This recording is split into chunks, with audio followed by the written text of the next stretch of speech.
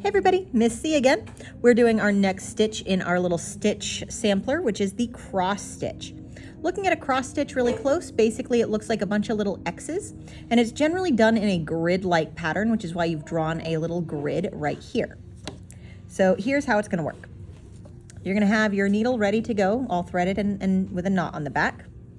And you're going to find your little row of X stitches that you're going to do here.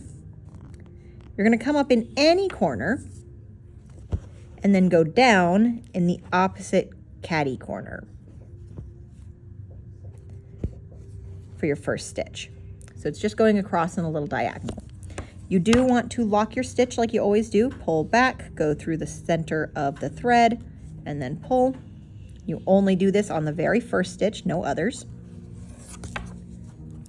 And then once you're here, you're going to go in the opposite direction. So you can come up on any of the either of the other two corners and then go directly across to the corner after that, like so.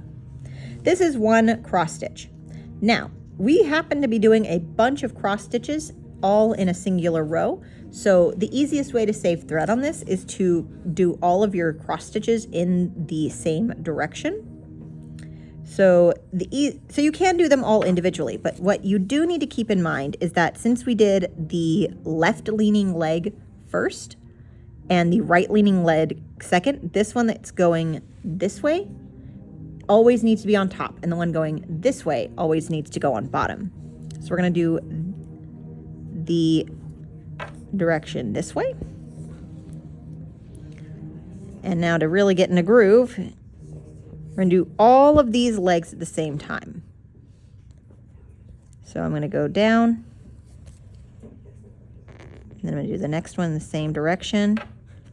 So it looks like a bunch of dashes going, dash marks all in the same direction, or a bunch of slashes all going in the same direction, like this, all the way across my little row.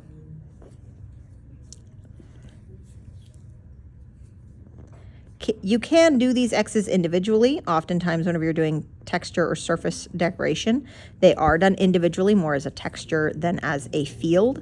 Or you can do a field of X's in proper cross stitch with Aida cloth, which has all of these little X's kind of already there in it.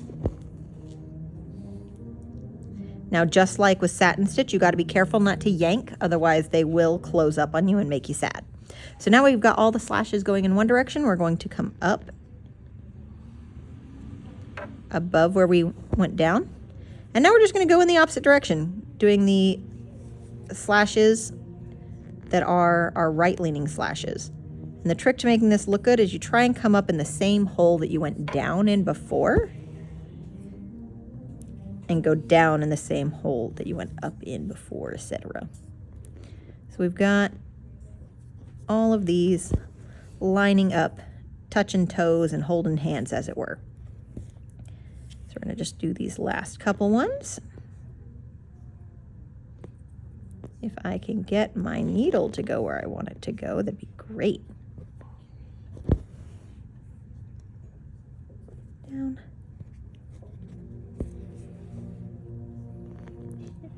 Two more.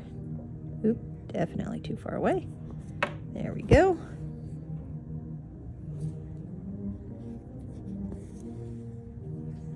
And the last one.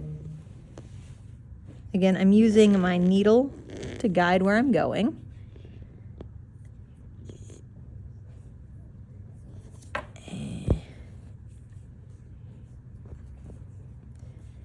And there we go. And that is our cross stitch all done.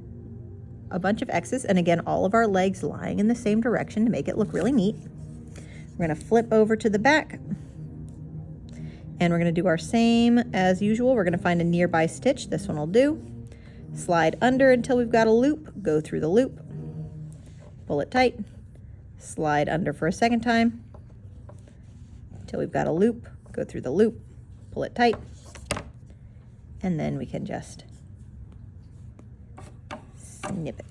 Something did not get pulled all the way. So clearly I have an issue with my thread. but not so much is wasted that I'm going to care about it. So, haha. And we're done.